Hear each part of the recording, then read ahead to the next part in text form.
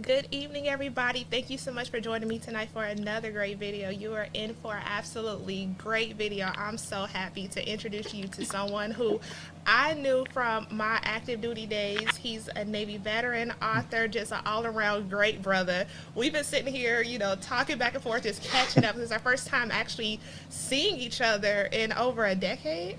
Um, Almost a decade. Yeah, about over a decade. Yes. Yeah, And his name 2000, is 2008. Yes, this is brother Jay Bavolar, a U.S. Navy veteran. He's also an author of a book he just released. I have it here. I have not actually gotten my hard copy yet, but it is available on Amazon. If you click the link in the description, it's called Black Serviceman to Black Veteran. You're absolutely in for a treat. And we reconnected on the video that I did, I think, last year, talking about my Yep. time active duty. And we happened to say, like, hey, you look Ex- familiar. Were you that tall, skinny, lanky person on the boat walking Yep. around? Oh, right. And that was both of us. Yeah, it's funny. The way I found the way I found your YouTube channel was I was looking at reviews of Hidden Colors 5 because I just went to go see it that weekend in out here in New York City. So I was like, okay, what do other people think of it? So I found yours and I looked at it. I was like, okay. And you gave a great view on it and everything. And what you Yeah. said you was in the Navy, you talked Mm-hmm. about the Kitty Hawk briefly. So I was like, okay, what else are you talking about? So that's where I saw your Navy video, and I saw a few other videos. I was like, okay, she's thorough. That's what I was like, okay, you look familiar. Once I saw you know, your Instagram page, that's what okay, we look familiar. We crossed paths at some point. And he Mm-hmm. was like, okay, we both, and it's coincidentally we both on the Nassau. Yep. The nasty Nassau. Oh my Big gosh. Nasty, that's what they call it. That was the nickname for it. Absolutely. And Black Serviceman to Black Veteran is now available on Amazon. Go ahead and Yep, pick up that book. Oh my gosh. Like, please. we told me that you were writing a book, it was coming out. And Yes. once I saw it, I'm like, oh my gosh, me, I'm a bookworm, all my books behind me. So, like I said, introducing you, I didn't give you your proper due, brother Jason Bavolar, author. So, here's some applause for you, okay? There we go. I, I definitely appreciate that. Using all of my new studio equipment. But yes, can you I give us an see. introduction on yourself, a little bit of background Abs- on you as well? yes, Introduce everybody to you. yes, absolutely. So, before I got named, I grew up in Long Island, New York, Elmont to be exact. For those of you listening, that's from New York or New York City. Just like if you ask, okay, you're from New York, what part are you from? Or even Long Island, you're gonna ask what part are you from? If you're from Brooklyn, you say Crowns Heights, um, East New York, Flatbush, Coney Island, etc. Queens, you're from Jamaica, South Side, etc. Manhattan, you from Harlem, Bronx, South Bronx, etc. So, I'm from Elmont. Um, when I so I went Sewanaka High School at that. I went Navy straight out of high school. I graduated 2004. Um, and it's crazy. When I first was going into the military, when I first went in my senior year, I wasn't thinking the military or anything like that. You know, if anybody would have came to me with the idea, I would have definitely scoffed at it. You know, and not until when I actually went in, it was I believe March of 2004, and how I came in, the recruiter called my house and everything. So before we got into that, I was raised by my grandparents. So, my grandfather, we still had house phones at the time. So the recruiter would leave voicemails on my answering machine. So my grandfather was like, okay, call this person, tell them you're not joining, because this is right in the peak of the Iraqi war at the time. So he's like, okay, tell him you're not going. So I called back and he's like, hey, how you doing? So he's like, okay, do you play Madden? So I tell him like, yeah, okay, yeah, I play. So he's like, yeah, why don't you come to the recruiting office and play? So I was like, all right, no problem. So I told him so I told my grandfather I was meeting a recruiter that day. You know, he kind of was looking like, why are you meeting him? I should just told him you're not interested, don't join. So he met that day. He met my grandparents. went to the recruiting office that day, and I took the practice ASVAB, scored good enough on it. I was because before you even go in, they make you take the practice ASVAB right there, the recruiting station there, so they see it, so they have an idea of where you're at. Okay, because if you go there and you score like, let's just say a 2 on it, they're like, okay, we're not going to waste our time with them. So I scored good enough. So I was like, okay, we'll go through. I went through it about 2 weeks, about a week or two later. I took the ASVAB. I had a pretty good score on it. Next week, went to MEPS, did the whole spew, picked my rate and everything.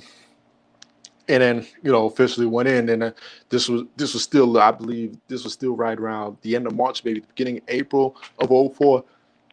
So my leave date was in the end of October. I believe that was October 28th of 2004.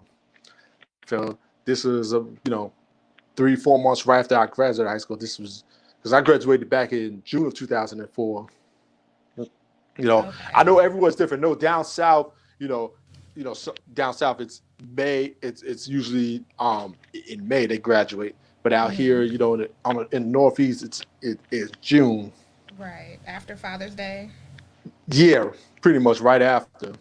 Mm-hmm. So I ran right. So at the end of October, right around, like I said, it was about October 20th, 2004, right when I went into boot camp and everything. 2004, went through it, went to A school. I think we graduated the day before New Year's Eve. Oh, wow. Yeah, January 30th, 2004 is when I graduated boot camp. Mm-hmm. And then we went, right from graduation to our A school. And where was your school at? What city, state? Meridian, Mississippi. About an hour from about an hour from Jackson, Mississippi. Mm-hmm. And your rate, what was your rate while you were active? I was SH, ship serviceman. There we go. And for those who don't know what a ship serviceman is, I know since we've gotten out, they've merged a lot of rates. Can you give us a little bit of detail on what your rating was and your duties? Yes, correct. With ship servicemen, we worked in the ship store, the barber shop, laundry, the vent. We took care of the vending machines. So that was our main duties on the ship. I say it's the best kept secret, probably one of the best rates because we had everything that everybody wanted on the ship. Right. So that's absolutely true. You had to go through us. Mm-hmm. You made me think about one of my I will say we were best friends, but she was just an all-around cool sister because at that time I was in cosmetology school and I thought it was so unfair on the boat. Like, okay, the guys got the barbershop, we don't have a beauty salon, so she helped me make some money on the boat doing hair and stuff like that. So yes, the ship servicemen, you need to be kind to them, okay? Yeah, no question about it. Listen, and for what it's worth, listen, I made the ship servicemen be cool to be on the Nassau. You like people in deck or undesignated airmen or firemen. Listen, they struck out to become an SAS because of what I did on the Nassau at the time.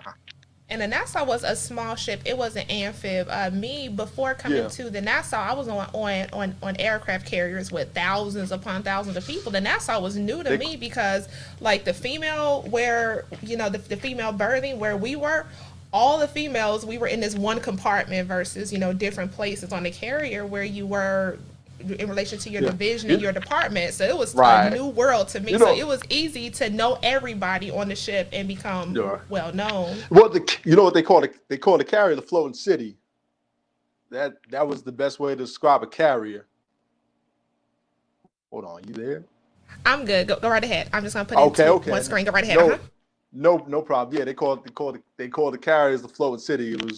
It was 3,000 and maybe what was it, up to 5,000 when they had when you was on the plane when they had the squadrons on there, something like that. So I mean, on there was really no way to know everybody on there. At least on Nassau, when we went to the point where we didn't have the Marines on, the crew was about 900. So you kind of knew everybody on there, or at least knew of everybody on there. Right. If you say such and such work worked there or worked whatever they worked at, you kind of had a okay. Oh, I remember this dude. I knew where he worked at. He used to Because hang with such and such. I remember you walking around the ship. Like I remember you with the coveralls and the ball cap on. Even when we were out to sea, you don't have to wear a ball cap. You still had one. I definitely did. I'm happy that you still got your hairline, because a lot of brothers that they used to rock it, the hairline was gone. So it's good to see you got yours. Yeah, thank you. That's what's up. 35 and still have the hairlines. Still 35 and not a grandpa, and not a grandfather. So that's what's up. I'm not even a father at that. There you go. That's what's up. Well, thank you to everybody who's here tonight. I'm reconnecting with a good brother that I served with on the active duty side, and one thing that is kind of tough for a lot of us veterans, especially Black veterans who came out, is how do you respond, or is it okay to tell someone Happy Veterans Day? Because a lot of us we had some tough times, and we are now pushing after that, and still trying to have a complete life post military service. And we have brother Jay Bavolar here, who is an author of Black Serviceman to Black Veteran. And in your book, you talk about education, and we just discussed your rating in the Navy. How did your rating translate to your time out of the military, and what did you do when you pursued the education route that everyone told us to push for, and why a lot of us joined the military for the education benefits? Right. I mean, that's a great question. Like, for my rate, it's you're in supplies, so you can more so do, let's just say, supply. You can work in a warehouse. Now, is that the most desirable job? Probably not, right? Even you can be the manager at a retail store somewhere. As far as the ship, the rate was good at, as I said earlier. But now what I actually majored in out of the military, it actually didn't. It wasn't nothing that had anything to do with what I did in the military. Now, I actually changed my major 2 times when I initially went to college.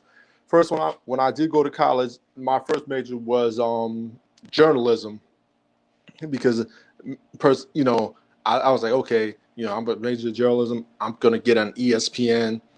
That's what I thought initially when I first got out. But that didn't quite work out for me. So then I went to it was on business management. That didn't quite work. The part. You back? Okay, and then yes, I'm here. I just switch you to a solo screen so that people can pay attention to you, and things like that. And then in the background, I'm typing in links, so I don't want people to get distracted. So that's okay.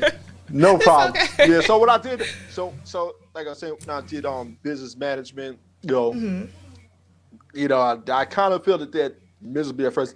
It was the math part that was messing me up. It was corporate finance, accounting that kind of messed me up at first. Okay. And honestly, with those classes, it more or less depends on the professors you got, because when I took it with different professors, I got better results out of it. But then I ended up switching that to political science.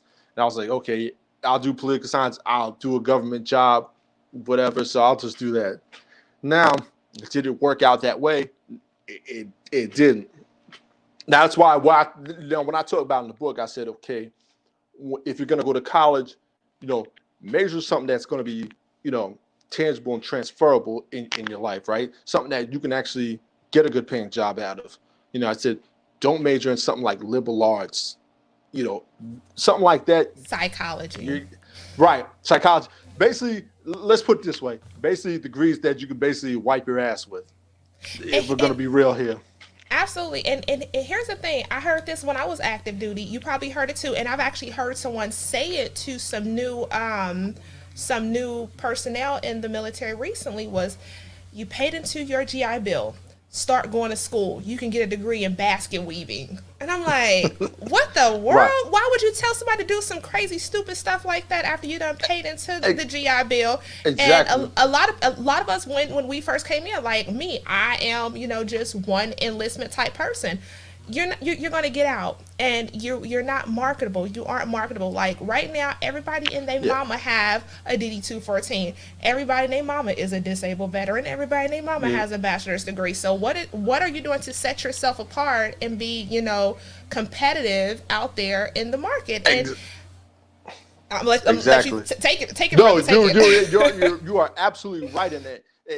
Jason Black, he talks about this on his channel all the time. He said it repetitively to the point, you should get bored with it if you're somebody who's an avid listener to his channel, right? And I actually put it in my book even before when I first started listening to Jason Black, the Black Authority.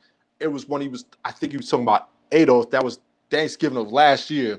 That's when I first started listening to his channel. Now, for this one, I wish I started listening to his channel, when he first started maybe 10 years ago, because I'd probably be in a different place in my life now, than I was then. But he's absolutely right. If psychology, liberal arts, sociology, you don't want to major in those because or any other degree that's vague and you can just wipe your ass with. You want to major in stuff like he said, accounting, anything in the medical field, pharmacy. If you do want to become a doctor, that's fine. I mean, now disclaimer that takes some years to do, to get your residency and all that. So that's about 8 to 10 years on average, depending on what kind of doctor you want to become. So just be aware of that. So the GI Bill will not cover all of that. You will be taking, you're going to probably take out loans in order to become a doctor. Or if you go a different route. Right. And engineering is also another one you may want to do. Any kind of engineering you can make money in. Also, what I did say too, if you're going to go to college too, go to I know people talk about HBCUs, but I said it because listen, I went to a PWI. I went to LIU Post for my undergrad, Adelphi for my graduate's degree. And I'll tell you the difference between, I would say, a PWI and an HBCU, which I do put in the book, is with a PWI, they want your money. They know you're getting a GI Bill, so they'll gladly take your money. But once you're done, with that school, you start looking real unfamiliar. They don't know you. It's like whatever. Ninja. I'll try not to say the word out here. Ninja, you good. You on your own now. You know what I'm saying?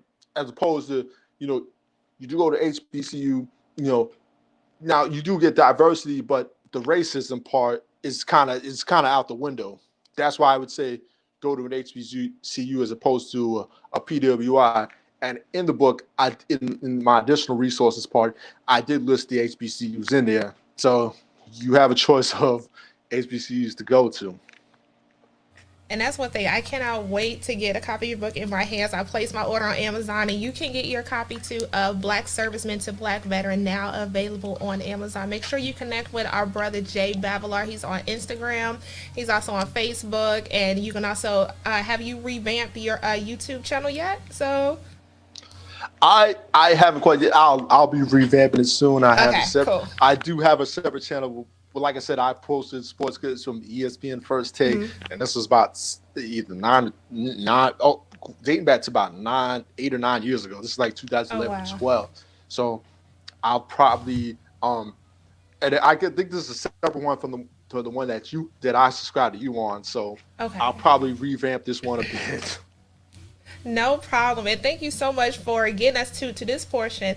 So in your book, Black Serviceman to Black Veteran, you've discussed your upbringing on the East Coast, going into the military, your time in the military, also, different education routes to go. And you stressed over getting, a profitable, marketable, beneficial degree versus just how they tell us as new service members, just go to school. It looks good on your eval. Right. Go to school for this. Not even that. Just think about this for a second, Brian. I don't know how you grew up, but even me growing up, right? I was told just go to school, get good grades, go to college, get good grades, and get a good job.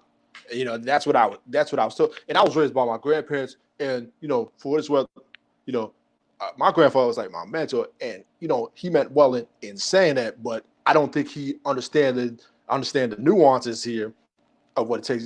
Just for example, okay, a black person with a degree is less likely to get a job over a white person with a felony. So, say the cards are stacked against you. The game is rigged out here. This was I'm done so by, happy you brought that up. This is done, I believe this is Princeton University that did this study here. I believe I have that in a book that was put out by the Nation of Islam called "How White Folks Got So Rich." It was talking about the black veterans who served during Vietnam and things like that. How they weren't able to come out and have the GI Bill, the VA loan, stuff like that. So, and not even that.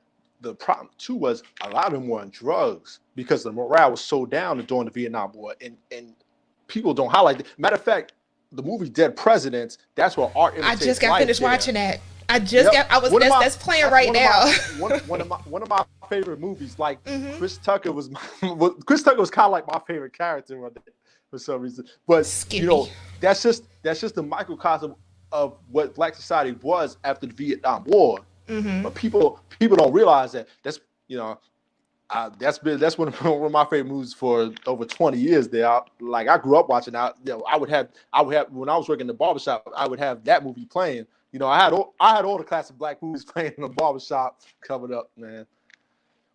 That's what's up. And speaking of that, how did you keep your morale up while you were active duty? How did you avoid, the usual, escape, the things that people get into because they're bored? Like, how did you make it out of the military without any children? You ain't paying nobody child support. I think we need to talk about that. People, that's funny. It's funny. I get asked it all the time. For me, like, I never wanted to have a kid out of wedlock. I guess my grandparents was my more accomplished. Like, my grandfather was married to my grandfather about almost 50 years before he passed. But I, for me, I never wanted to have a kid out of wedlock. It even now, my biggest thing is, if I have a child, my thing is I want to rebuild the black family. So I really don't want to have a kid out of wedlock. That's kind of my biggest pet peeve there. Now, listen, can it happen to me? Absolutely. Shit happens. Life happens here. So I'm not saying I'm holier than thou here. I don't want people to think of me like that. But you can be confident, and you are something worth celebrating. So yeah, you make me want to sit up here and get this microphone. Black brother, okay? Right. Listen, I'll be the first to say I ain't no saint here. But this ain't a Christian channel. Well, this ain't a Christian channel. Exactly. Exactly. Listen, and I ain't about that life neither. But that's always been that's always been my biggest thing. So listen, if I'm be out here on these streets having sex or whatever case may be, I'm gonna use protection. I'm gonna be conscious because first thing it's always in the back of my head, like, nah, I'm not trying to get the chick pregnant. Nah, I don't want a kid out of wedlock. I don't want to be on no chore. That stuff has always been on. That stuff is always on the back of my head there. That's just. I don't know. That's just how I think. That's just how I'm wired. And honestly, I already know. I know I'm wired differently than most here. Shout out to brother Kareem. I was texting him earlier and I said, hey, I need to put y'all two in contact because he also served. I think Kareem served over 10 years active duty in the Navy, and he's not anybody's baby daddy or nothing. He ain't paying nobody child support, which is great. Like I said, brothers like y'all do exist. So I'm happy that you dropped the information because you are a source where young brothers who are either considering the military or in the military can look up to and not emulate and pick up bad behaviors, destructive behaviors, stuff like that. So thank you for being that example and that role model. Definitely, I appreciate. It's funny because I put that in the introduction. There's something I could be wrong, and what it's funny when I wrote the book. I was just freelance writing at work one night because I worked the overnight shift. So I was just freelance writing at work. And next thing I know, I was like, okay, I can make a whole book out of it. So then I just started the structure, how I wanted the chapters and everything. I thought the names for the book before, what's gonna work, what would stick. And I was like, okay, because at the end of the day, I want to build something that's gonna outlive me. You know what I'm saying? So when I'm dead and gone, let's just say 100 years later, people can pick up that book and be like, okay, wow, this meant something. This guy, this guy Jay Bavolar here, this guy was ahead of his time. If you think about it, honestly, this book is like the version of the Green Book by Victor H. Green. Yes, I have that book. But the military version, that's what I want this book to be. I have that book somewhere back here. So yes, I cannot wait to add your book to the collection. So and that's just perfect, because you're not selling the military. You're not here to recruit more or paint a perfect picture or sugarcoat. This is your actual experience. I did that all. And something that I just found out. I'll go ahead. This is for folks that's in the military. This is something that they can use as their blueprint, right? Even folks that maybe want to go in the military, they see what they're up against here. The person that wrote a review on Amazon, he was like that was potentially aspiring to be in the military, and he was like, I'm glad I got a perspective of somebody that was in. And so that's what it's supposed to be. Okay, at least if you want to go in the military, you know what you're up against there. You know what to expect. Absolutely. Because because the thing is, everybody's situation is different, right? Mm-hmm. Everybody's situation, from, like I said, like we spoke about this offline, your reason for going to the military might not be the same as mine, right? Absolutely. And vice versa. Everybody has their own unique story of why they went into the military. Like, think about, Antwone Fisher. He was somebody that was homeless in Cleveland and went into the military. So this book would be perfect for somebody like that, how to navigate through their military career. And, put them in a position, put them in a better financial situation when they get out. Because a lot of time, if we're going to be honest, and I picked this stat up. This is from the National Coalition for Homeless Vets. It says 11% of the homeless population are veterans, right? But 45% of the homeless veterans are African American. Like, that's a scary number right there. That really is scary. It really is, especially when that's almost half. Here's the issue I had when I was coming out. Like, I did not know what I was entitled to or what I was entitled to as a veteran. I'm still learning about the different things that are being offered on the veteran affairs on the federal side. But I just found out that here in Georgia we have this thing called the Vector Center, where it's the state level VA, and there's a lot of resources there. Being a new business, I wasn't aware of the grants and loans that are available for veterans. So that's a great place to start. So thank you for that. And just know, everybody in the comments, after I did my video on my active duty time, I received emails and people that reached out like, hey, I'm considering the military, or my son is considering. So I'm happy that I will link this video to that one, so that when they see it, they have a Black man to reach out to get that truth. I mean, Absolutely. There's certain things that you went through on a ship that I did not go through, and it's a totally different perspective. So can you talk to us? One thing that I found out before we cut the camera on to live was that discipline in the military. So did you talk about any of that in your book as well? So can you shed a light on what discipline looks like in the military? Yeah, matter of fact, I took about in the second chapter of the book, right? When you go to boot camp, because the whole point of boot camp is to take you from a civilian mindset to a military mindset. That's all boot camp is. So I did speak about that briefly, but also what, it gives you a level of self-discipline, because in the military your life is so structured, right? You have to, wherever you work at, you have to be there at a certain time. And you know what they say, right? If you're on time, you're late. So you got to be there 15 minutes prior. So it teaches you to be there, to be placed at a certain time, how to do things, how to look, how to dress and everything. Because, the uniforms had to always look on point.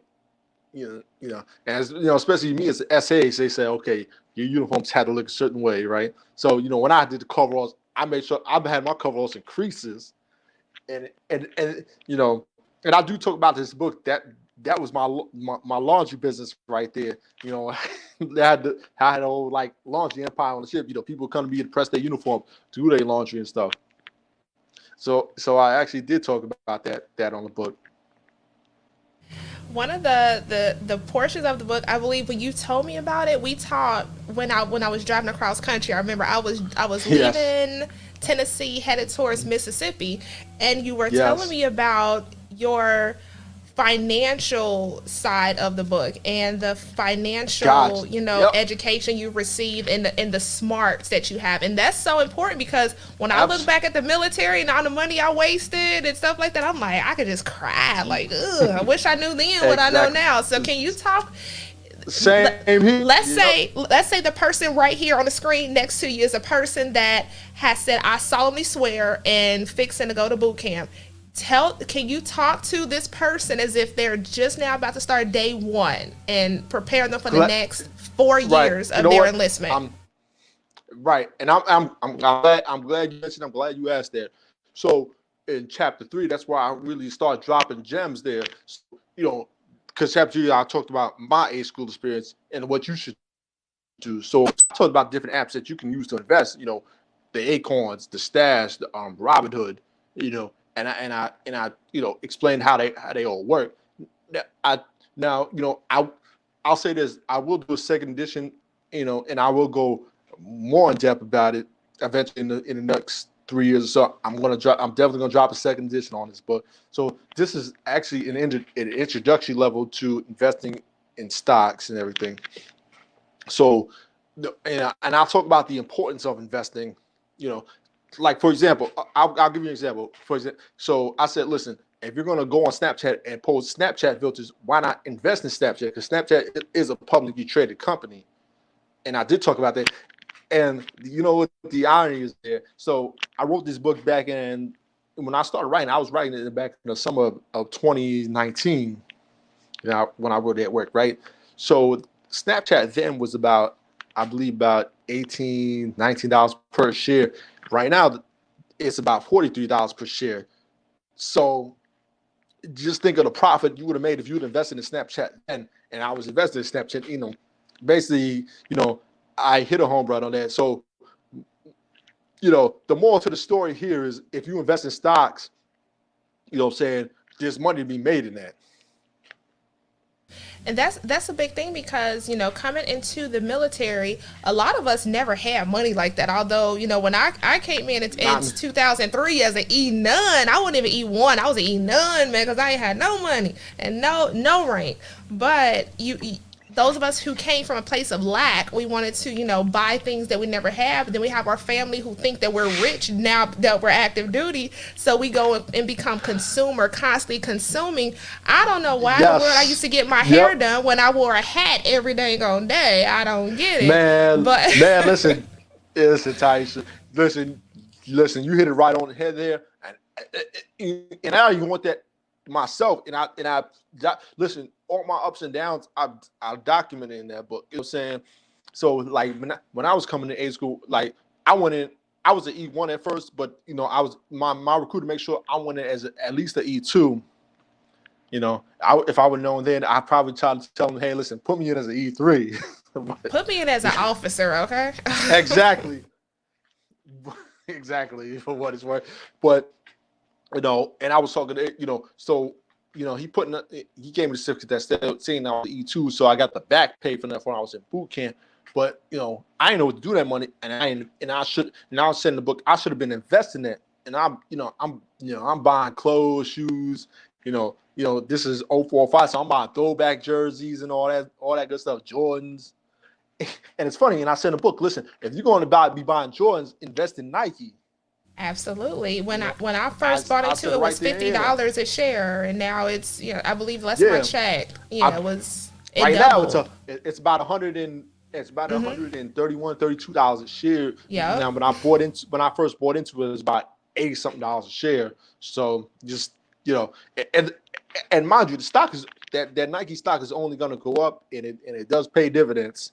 Not a lot, but it pays something. So listen, at the end of the day, in the long run, that Nike stock is going to be more than those Nike shoes in the long run. So that's the moral to the story there.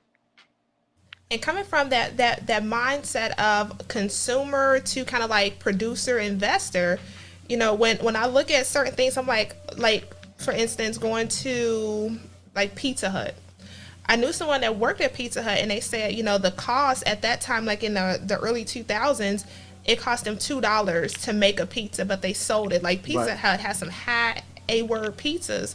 So I'm like, okay, if this pizza is made for $2, but I'm paying, $15, $16, $17 for it, okay, this is profit. But yeah, that's when it clicked, and I'm like, okay, I do not want to be a consumer all my life. And so that's one thing that we have to instill in our impressionable young ones is to, every advertisement is not meant for you to go out and buy. No, let's look at the other side. Put your own name on it. Shout out to Master P, put your own name on it and put your own products. Can you tell us about that? I'm glad you said that. You know what I'm saying? Because and I just watched the Chronicles of Low Minute on BET, and it really showed, because Master P, he put his name on everything. He owned everything. You know what I'm saying? He owned his masters and all that stuff, right? Remember Jason Black was talking about this, about how Bass doesn't own his master from Bad Boy because he was trying to buy it back from Diddy or whatever. He offered $2 million, but Diddy said no. I got somebody who's going to buy it for $5 billion. Which is, I mean, listen, that's fair game. There, if somebody's going to offer more for it, hey, it is what it is. And, I can't feel that bad, but yes, but think with Master P, ownership is key. And that's one thing I could take from No Limit Chronicles, that he promoted ownership, right? He marketed No Limit on everything he put out. Now, what do you think? Master P is a great rapper or not? Good, or even a good rapper? I mean, that's up for debate there, But but for what's worth, I respect what he did. Nothing but respect for him. Absolutely, so and everything that he wanted to do. Right. Mm-hmm. Right, and that's what I talk about in my book. Is one of the main points is going from a consumer mindset to an investor mindset. If you want to say producer, that if you want to think of along lines of producer, that's fine. But my thing, the main thing is, like I said, you go from a consumer to an investor mindset, and that's what I want people to be. People that's in the military or even out the military, right? So I'll give you another example, right? Things you can, first, any pre-existing condition you didn't have before you prior to going to the military, let's say you got it when you get out, you can claim as a disability. And that's the thing. That's something that's a hidden gem that a lot of people don't know about, right? So, for example, right now I got 50% disability. I had the no shave shit. That's for lack of a better description, that's basically a shaving waiver because for razor bumps. Once I shaved in boot camp, my face broke out. I got a bunch of razor bumps. My face is red and everything. So I had a no shave shit, and somebody told me, "Yo, you can actually claim that when you get out." So I was like, "Okay, no problem. I'll claim that." So I did. So I got 30% for it, and then I had an abscess on the left side of my cheek, so they had to cut that open and drain it. So I claimed it as a painful abscess. I got 10% for that, and then while I was in, I hurt both my feet. Like one was I had a blood clot on my left toe from playing ball on the hanger band. That's that was one of the things I did. Non-skid, heck yeah, I remember that. Yeah, so that's one of the things I do when I was in there. I used to, I played ball. That when I got the military, I want it's like, I'm gonna play college ball and everything. even before I went to the military, I was like, if I'm gonna go to college, I'm gonna go out there and play ball. So that's what I did. Name. So I hurt my foot. I had a blood cut. They had to cut the nail open and drain it. Yep, it wasn't fun. That was painful. I bet. Yes. And then a year later, I hurt my right foot. I landed on awkwardly. So I was able to claim chronic bilateral foot pain because it still affects me to this day. So I got 10% from that. So altogether, I was able to get 50% from it. because they gave me 10% for each foot. The VA math gets a little fuzzy, so it should be 60%. VA math's a little fuzzy there. I can't explain. I can't explain their logic there. I guess you gotta love their logic or lack thereof there. But so I was able to get 50% for that. So my point to you is like anything you didn't have prior to coming in, you can claim as a disability. Now, this is money that you can potentially get for the rest of your life here. So I mean, obviously, I'm not saying, hey, listen, claim disability and just chill at the house and play PlayStation here. That's not what I'm saying. But let's just say, okay, you could get 80%, which I believe is about 1,600 more or less. So let's say you work in a job that you make 60,000 plus that 80%. That makes all the difference in the world there. That puts you in a better financial position. That's one thing I want to talk about. I'm so glad that we got on the topic of disability, because I'm not sure if this was the business or if this was TBA, but there was a brother that called in and said, he's on disability. He was in the military. He just don't know what to do with his life. So pretty much it's like he was just, cooped up at somebody's house, collecting the check whenever it comes in. I think VA checks come in at the end of the month, and just being a bump on the log. Yeah. Yep. So can you talk to us about your experience getting out of the military, staying productive, having goals, setting goals, being productive, being a producer, and getting multiple streams of income, also with self-educating yourself as well. So can you talk to brothers who think like, okay, I can just get out and exist? That's not what the world needs. It's just you existing. You have to be productive. So can you talk about that? Exactly. Good question right there. Please listen. Let's just say, for the sake of the conversation, you get 100% disability. That's just with no kids or anything, right? So that's about, I think it's 3,104. So that's about more or less $45,000 a year, right? So that still puts you under the poverty line. So why would you want to get that and not work? As long as you're not total disability and unemployability, you can still go out and work. So why not get that and work a regular job, or if you have a business, whatever the case may be, still do that on top of your 100% disability. There's definitely a bunch of benefits that you can get from being 100% disabled. But let's just, like I said, if you get 60,000, let's just say you make 50, 60, 70,000 a year, that's, 80, think of it like this, it's 80, 90, 100,000 a year with your disability. That's the way I look at it as. So now, saying you in the top, 10 or 5% or whatever it is, because it's not a whole bunch of people just making 100,000 here. Now, mind you, the disability money you get is tax free. So, just be mindful of that. And obviously the money that you make from your job, obviously you get tax, depending on what state you're in, they might have do a state income tax. I know Texas and Florida, there's no state income tax in those states.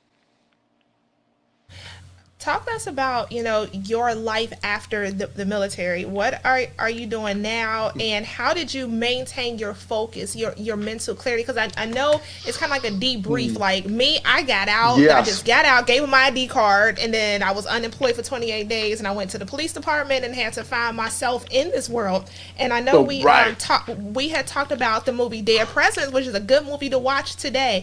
So can you talk to us about reintegrating? Like we left our parents' home, went to the military, and then we're just in the world. Can you talk to us about how life has been for you since? And that's a great question right there. And I'll tell you, one of the biggest things I made getting out was going back to my hometown. That's probably. I think maybe I should have stayed where I was at, in Norfolk. I was living in Virginia Beach at the time. Maybe I should have stayed there. So, when I went out, I was like, okay, listen, I'm gonna get out. I'm gonna get the housing allowance for going to school, which was what was the New York City the post 9/11? Yeah. Yes. So I got it was for Long Island, which was, I believe at the time it was about almost 2,500. It's like 2,481, I believe, right at the time. So I was like, I'm gonna get that. plus unemployment, and then I'll claim disability. So that was my plan at the time to do. So I was like, okay, with all that, I'll make a little over $3,000 a month, more or less. I'll live at home. I'll live at home with my folks, which I think that was a bit of a mistake. Only reason being is like, think about it like this: when you left Cincinnati, right? You left for all the right reasons, right? You wanted to get out of Cincinnati. You wanted a better life for yourself. You wanted to grow on your own, strike your own way, things of that sort. You want to develop. But when you go back to your hometown, you're going back for all the wrong reasons. You're going back for, hey, listen, I miss Granny. I want to go back to, I want to be closer to my high school. I want to go to that, that same crappy restaurant that was never any good. So these emotional reasons is what you go back for. You want to relive nostalgia is basically, for lack of a better description here. So, I went back trying to relive nostalgia, and thing is, nostalgia can be good, but it can be dangerous at times, right? Reliving nostalgia, it's cool. It was cool at first for the first couple of weeks, and then it got old real quick. Even it's like, okay, I'm living back in the New York City area. The allure of living in the big city gets old real quick, and I think that's kind of where I went wrong. Because thing is, when you're living back home, it's very easy to get carried away. It's very easy to get complacent. You're like, damn, I'm making all this money, so it's real easy to get complacent. And I put that in there in the book. So I told folks, hey, listen, don't go back home. Either stay where you're stationed at. If not, if let's just say you want to move to another city. Let's just say, okay, I'm in the Navy. I live in North Virginia. I'm not feeling Norfolk. All right. So say you want to move to, let's just say, Houston, Texas. Well, okay, go to Houston, Texas. Go there for a weekend or so. Take leave and go there for a weekend or a few days and see what it's like. See if you like the city or not. Also find out what the cost of living in the city is like. Find out what's going to be the cost there. Find out what the average rent there is. Find out what it would be like to pay car insurance there. Things of that sort. So go to that city and find those things out. Don't just go there blindly. I put that in the book. I document that pretty well, and things you can do to navigate that. I spoke about that in, I believe that was chapter. I believe it was chapter 9. I think no, it was chapter 10. I believe I worked chapter 10. I believe I spoke about that in. That's what's up. And the book that he's referring to is Black Serviceman to Black Veteran, which is now available on Amazon by yours truly, Brother Jason Bavolar, Navy veteran, also author. And I'm celebrating this. Like it's so amazing to see us get our stories out there, our memoirs out there, and just to hear these different perspectives, like being brave enough and open enough and trusting to put your story out there and to be open to criticism, open to questions, but it could also open the doors to a lot of other things, like you said, residual income, another stream of income. You have something that makes money for you in your sleep, because yes, I know being in Hampton Roads, the 757, I was just there last week. Coming in the military, we had all types of money predators coming after us, targeting us. The buy here, pay here cars, the payday loans. This is not an advertisement for them, but USA discounts with that high price cheap furniture. I spoke about that. I put that in the book. I put all that in the book too. Oh gosh. That is crazy. Yes, these are just big money wasters. People. I spoke about, and I spoke about USC discounts. Don't go and buy furniture for them. Don't go and buy rims for them. Right. You need to maintain your credit score because, like you were saying, moving from where you're at to where you're going. I did not want to go back to Ohio because a lot of the broke mentality was there. Where people still want to go and stunt at the club and show off to impress the next person. I did not want to be around that. That was me at one point. listen, I've been there and done that, and it's like at the end of the day, you feel good about doing it that night, but after a while, it's like, okay, what do you have to show for that? And that's one of the reasons why I wrote the book, because I don't want to see folks just go to the club just done. You know, I don't want to see people be homeless, or hell, even worse, commit suicide.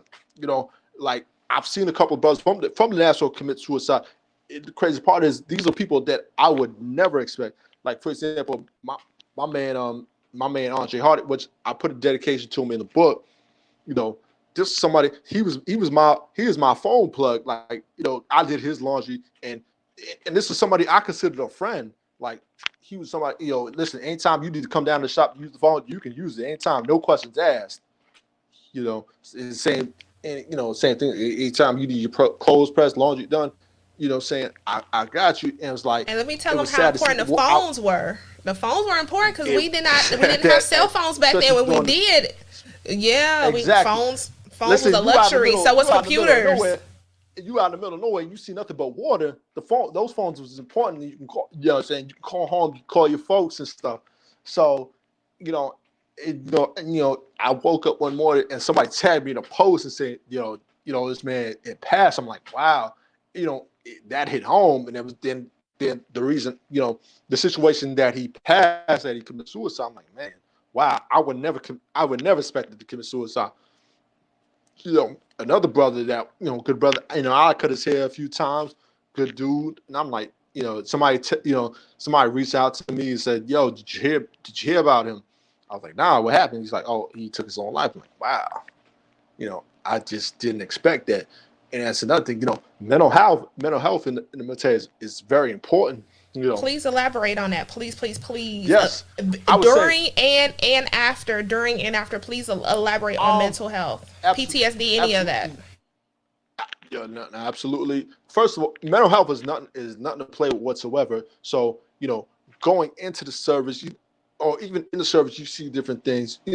Even just regular things that you go through, while you're in, saying, let's just call, matter of fact, let's just call it what it is.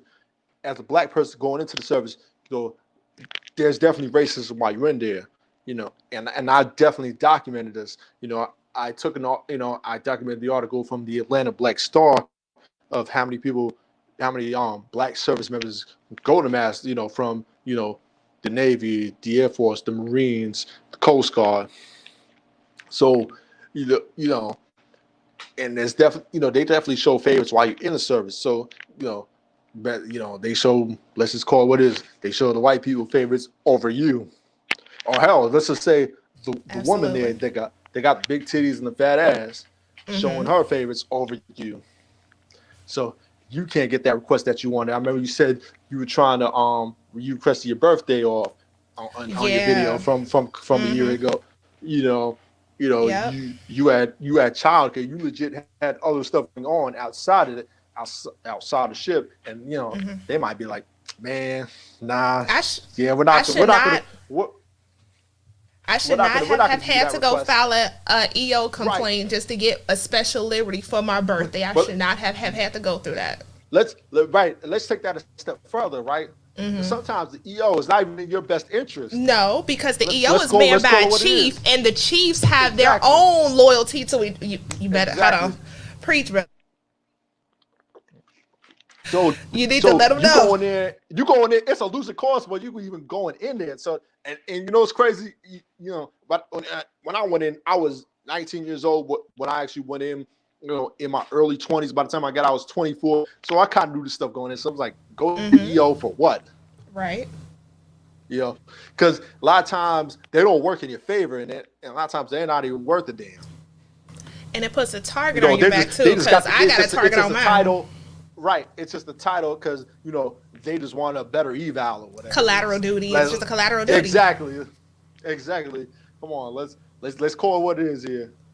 Absolutely, yes. I'm so happy that you brought that up because I had put a post on Instagram today. I was kind of torn because I dedicated myself to observing November 11th as the birthdays of my great great grandmother and my great grandmother, but also Wow. this is the day of the execution of Nat Turner. But then I also think about the other Oh, wow, veterans who, I didn't even realize that.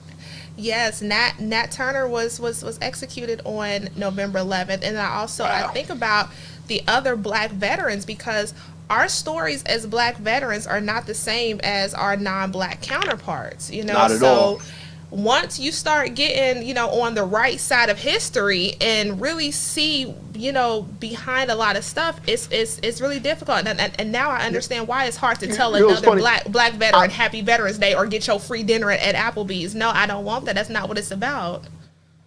it's not at all. I mean, listen, take if you want to take advantage of it, by all means. I'm not gonna knock anybody if they want to. Hey, listen, I did it myself, so who am I to tell somebody not to? But at the same time, you know, I'll never forget this. My first year on there, so I was 19 years old at the time, and they put, what kind of complaints you got. So I put, there's definitely racism on the ship and all that stuff, and I put that on there.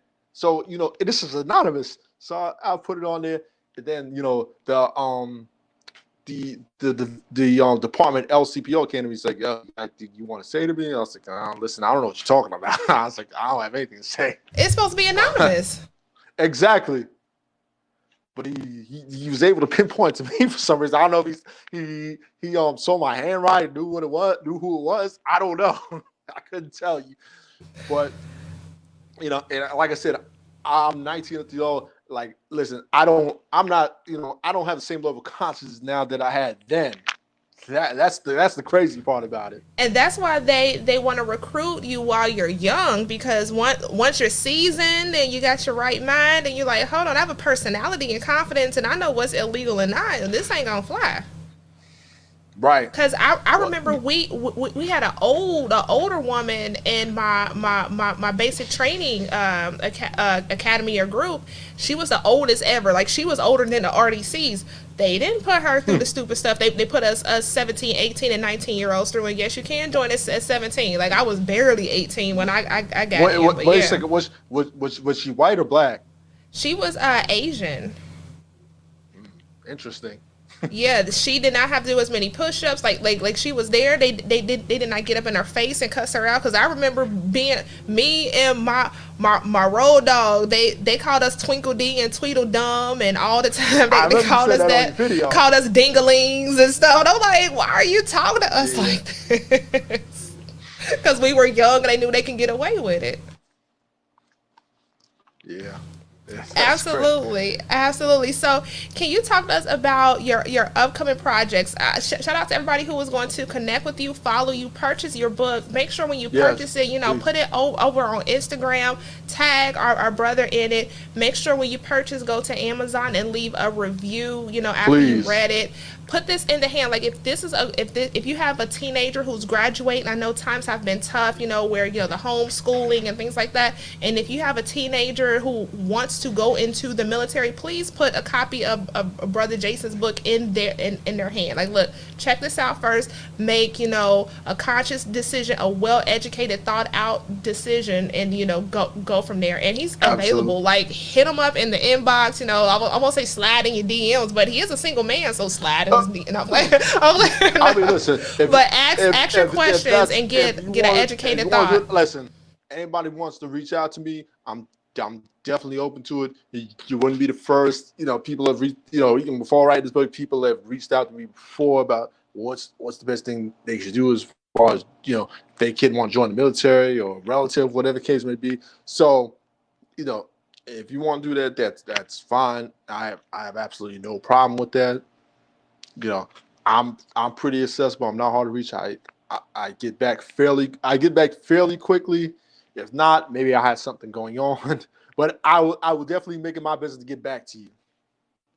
Beautiful. And shout out to my moderators. Make sure you email me, Solo Dolo. I see that you are here tonight. And Brother Black Voltron, also Kareem.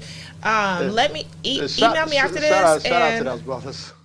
Yes, email Definitely me. shout out to And them. I definitely always see them in your chat. I see them, Yes. Tariq and Tariq Shad, Black Authority. So Mm-hmm. shout out to those brothers there, man. Yes, Yeah, here's a gift coming from me to my moderators. Email me, connect with me, and I will send you a copy of Brother Jason's book. Okay, because this is me saying thank you to you, but also putting this valuable piece of information, this valuable asset in your hand. Maybe it's for you or someone in your family, and you can pass his word on. And let's do better. Like we are the faces of Black veterans now. Like I said, we're watching Dead absolutely. Presidents, where we see the old school veterans who served in Nam. My grandfather, he was in the Korean conflict. But we are the faces now, and thank you for supporting us and listening to us as we use Absolutely. this as a mechanism to connect, to also heal, but to also teach, and to also debrief from some stuff that we've been through, and also share and educate. So thank you. What can we Absolutely. expect from you upcoming, brother? Like what's to come in A the couple future things. from you? Yeah, yeah, but yes, that as well. I was actually thinking about writing a book on toxic relationships. I was actually going to do. I was thinking about doing a book on that. Reason being, because I watch a lot of these crime shows, right? For example, Fatal Attractions on TV1. I watch that. I watch that faithfully every week. I have it on DVD and everything. ATL Homicide, First 48, and all that stuff, right? So, and I do a lot of commentary. I do my own commentary. I'm like, man, I would say about a good 90% of these situations can be avoided. So I'm like, man, I could write a whole book on this stuff and avoid this stuff. So people can avoid. So people can stay alive and save their lives. You know what I'm saying? Because no reason. There's no reason people be dying over a relationship. So I was like, man, you know what? I'm thinking about doing a book now. I haven't actually written anything. I haven't actually started up, but I definitely want to do that in the near future. Also, after this, about maybe another 3 years from now, I'll probably do a second edition of this book here. Well, I'll have, I'll go more in depth on some of the things. I think of it like this. Like this book here is, you can think of it as like finance and life 101, right? So the second edition will be life and finance 102. So I'm definitely going to do that in the future, and that's what I've gone from myself. Maybe I'll come up with other ideas in the meantime. That's what's up. I'm sorry, I'm just going through everything. I have No worries. everybody Yeah, I see some of commenting. the comments. Yeah. Yeah, so Yeah. that's what's up. Actually, when you say the toxic relationships, I may have you back, because I'm working on a video right now about trauma bonding. That's something that's been on my Right. mind for the I remember last year. you said you had a separate YouTube channel on abusive relationships, if I'm not mistaken, correct? Say that one more time. You had a separate YouTube channel on abusive Yes, relationships, or something of that sort, absolutely. correct? Yeah, and so Gotcha. with that channel, I made a lot of the videos private, and I send them to people who reach out to me, because I noticed that a lot of people can't comment publicly, because either their Right. abusive spouse or partner takes their phones and tracks their history. So I'm like, okay, let's do Right. things where I'll send it to you privately. I, Do not comment. Let's go that way. Right, and like I said, like for me, like abuser or man putting his hands on women is never okay. The only Mm-hmm. the only way I say that's okay if your life is like, for example, she has a knife or a gun to you, then by all means you do what you got to do in that situation. Absolutely.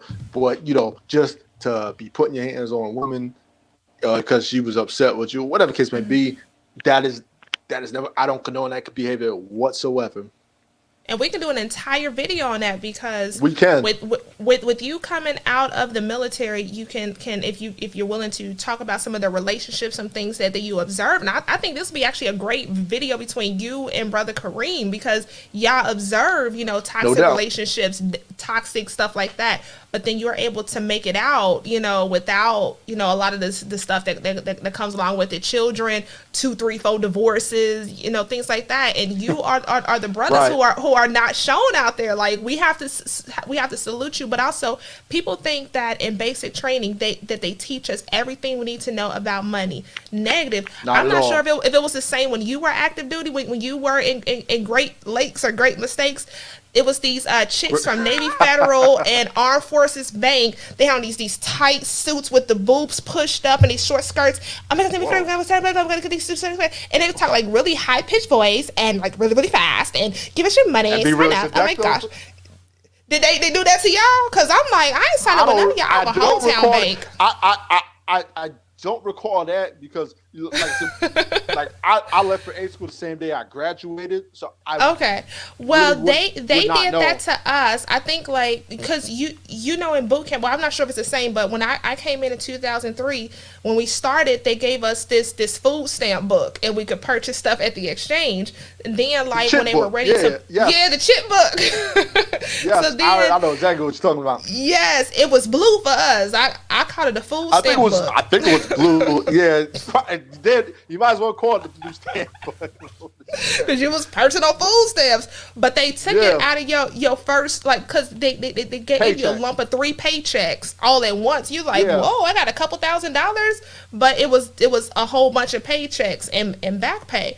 But we did not learn how to manage money, how to avoid the predatory family members who got a sob story. We didn't learn about investing. Yeah, they taught us about TSP. I already didn't know what the TSP was, and to be totally honest, I did not invest in TSP the entire time I was didn't active either. duty. I did not know what it was. I'm like, okay, I'm getting like $400 a paycheck, and you want even more of that? Like, I can't do it. I can't. So once I went to the Exactly. city, I could make an appointment with human resources, and they told me about the different ways to become vested with the city, how to pay into the city retirement. But I didn't know anything about that. So it comes with Right. money, relationships, It total does. like overall well-being. That's where a lot of us, we were handicapped. We had our growth stunted while we were active duty, and that bled out into our post-military life. So I think Right. if anything, As- but you definitely have something there.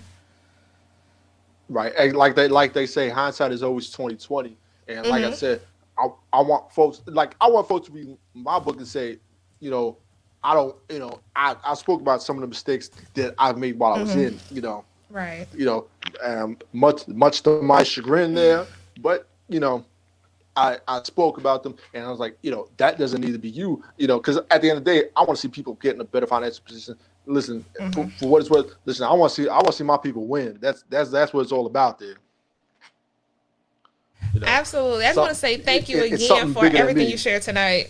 Yes, and No you problem are at all. continuing your service. You're continuing to serve. So thank you so much for this. I really appreciate you. So Absolutely.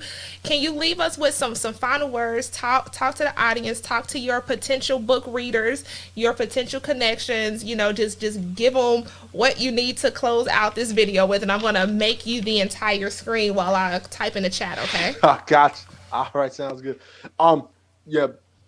Please, get the book, support it, especially for all my folks that was in the military.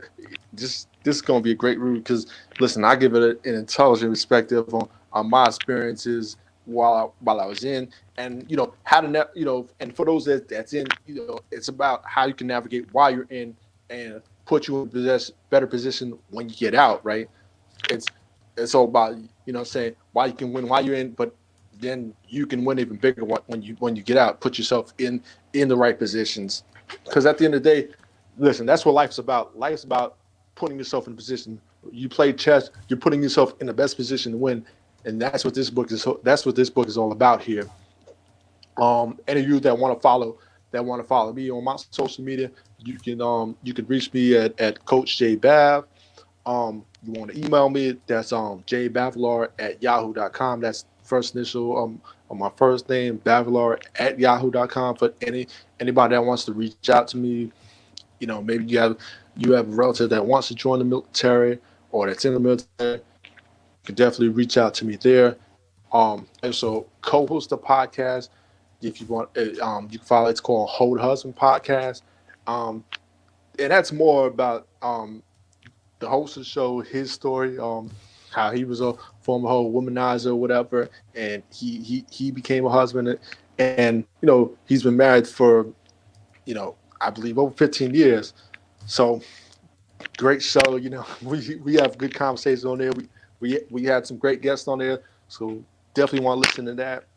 And last but not least here, thank Taisha for allowing me to be on her platform. Number one, I've asked other people to do and I've asked other people that have platforms, that's in the military to if they can do a promo. I've offered to pay, and I can't even get an answer back. So for what it's worth, wow. Thank you for having me on your platform. All right, going back to the two screens. I want to say thank you so much, and I just want to give a shout out to our B1 FBA, the new Black media, because it was because of Brother Tariq that connected us. If I didn't talk about Hidden Colors 5, wow, this is a big deal. And now I know how it feels to connect with people that you served with, and you just don't know what connections and networks you have available to you post-service. Like you were definitely an asset, during your active duty time, but definitely now post-service. I really appreciate you.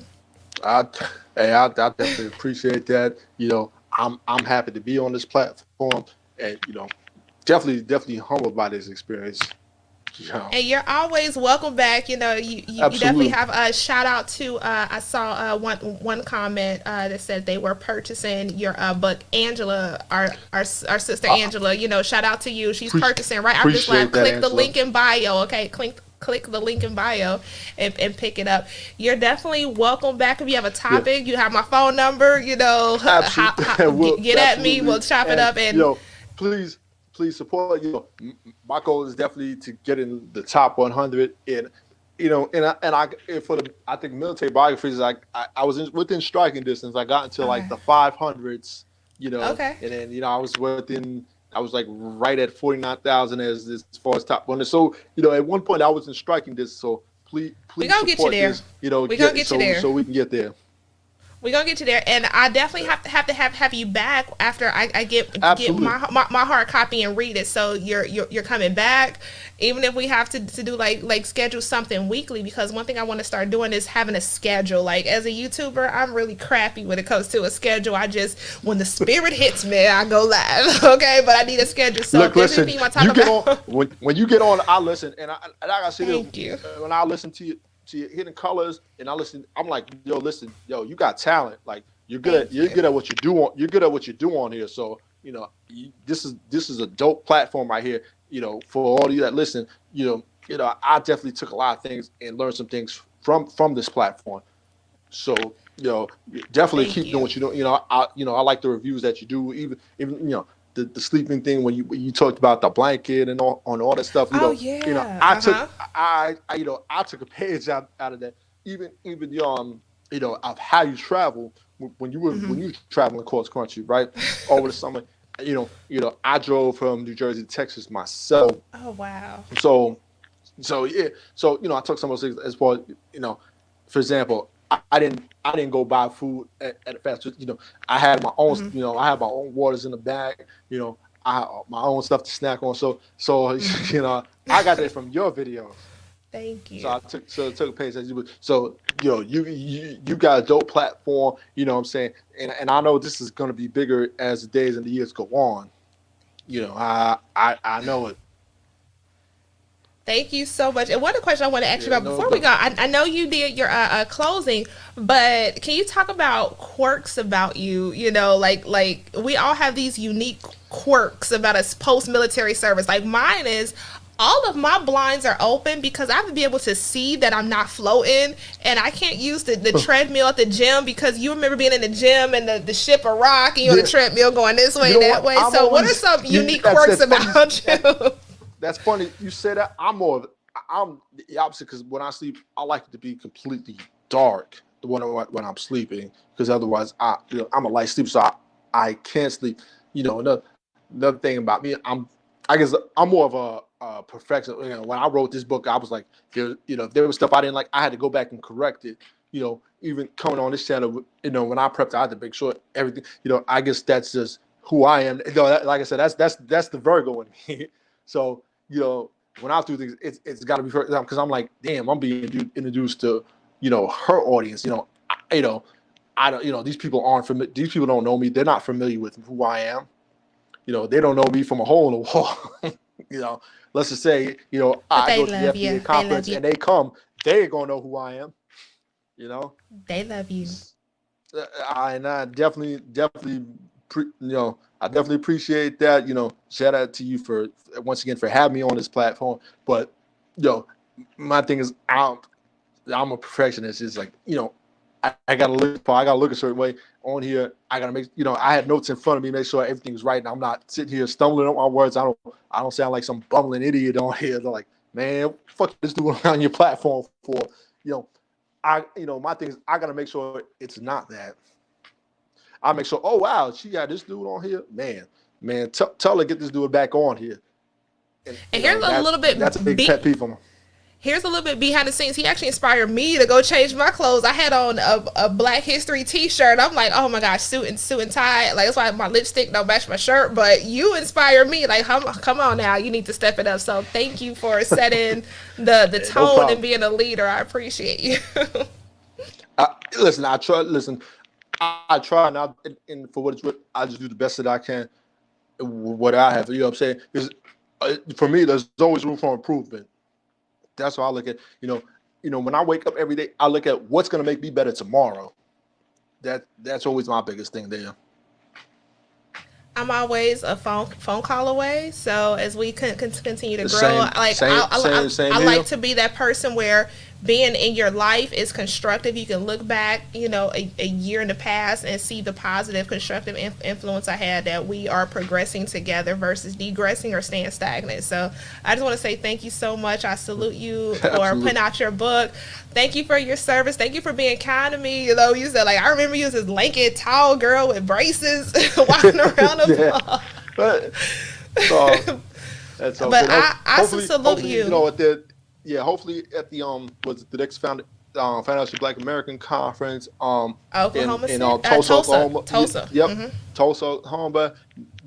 Maybe I'll be vending and sell my books there. Heck yeah. I was thinking of it. I was actually gonna go to the one when it was back in June. I actually put my money towards it, but coincidentally, it was actually on my the one that they had to tell was actually on my birthday. So I had prior engagements going. Yeah. That's what's up. Well, I would definitely see you at the next one. Hopefully see you but before then. But yeah, it's a great experience. I will be promoting your book, promoting your platforms. You're welcome back. Whatever ideas you have, we have it here. So I just want to say thank you to all my moderators, everybody who joined us tonight on YouTube, also Facebook. Absolutely. Thank you for, joining us for another great video. Please share, comment, check out the description box, for some great information. And as always, I will see you on the next platform. I love you so much, my B1, my FBA family. If it was not for you, I would not be here. So I thank you, and I'm here for you. And I'm hopefully putting something constructive out there for us. And shout out to our brother, Jay Bavolar. His book, Black Serviceman to Black Veteran, is now available on Amazon. You will be back after I read it, because you have the preview available. You will be back, and we'll chop it up. So I think that might kick off our book club. Us who are nerds, our books, that'll kick it off. So thank you so much, and shout out to our Black veterans. I talk about Nat Turner. And I have put a post on Instagram today. If I can get over there to it really quick, I shared this where we have. Didn't you visit? Right, you was in Virginia where he passed that, correct? Yes, the Southampton County. I did the tour. Yep. Right on 58. Yep. Yep. I know that area very well. Not one of my favorite places to drive to. I just drove through there at night too. Nope, man, the police out there, they'll pull you over for any little thing out there. Emporia. Here's a note. Yes, Emporia, Virginia. You drive exactly the limit. Until you get on 95, you'll look good. But in Emporia, Virginia, once you leave see, they know I'm not from around. I say Suffolk, but it's Suffolk. You know, once you get into Suffolk on the 58, you drive the exact speed limit. It's nothing but cotton fields and. Yep. Until you get on 95. Until you get on, whether you get on, whether it's 95 or 85, traveling from Virginia, if you're going to 64 out there, to the North Virginia Beach area, be careful out there. They be on some other stuff out there. Virginia State Troopers, because they gave me a lot of tickets. So I did a video on Virginia State Police. Yep. They write you a ticket. Oh, Virginia State Police, they write you a ticket.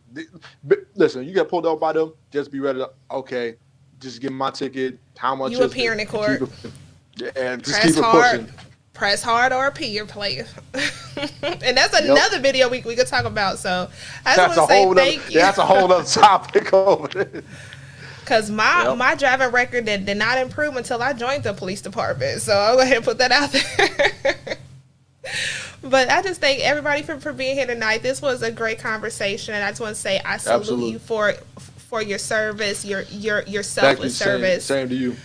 Yeah, so we're definitely a part of history, and we definitely have a voice, and we're definitely sought out for our experience, our information, and our wisdom. So keep growing, keep the positive content coming, keep on growing. We are celebrating your every milestone. So thank you to everybody in the comments. I thank you for being with us tonight. I will let you know when I plan to go live again, and you will see the next upload as well. So, stay safe. Salute to all of our veterans out there. Rest in power to our ancestor, Nat Turner, who was executed today. So, get on the right side of history, okay? If that's one thing that I can do over before going into the military, was getting on the right side of history. Okay, so definitely do that. Brother Jason, I ask you, please do not click off as soon as I end this video. We have a few things to talk about, and everybody else, I will see you on the next video. Make sure you like, subscribe, and share, whether you're on YouTube or Facebook. And thank you for joining us tonight. Have a great night, and we'll see you again. Peace.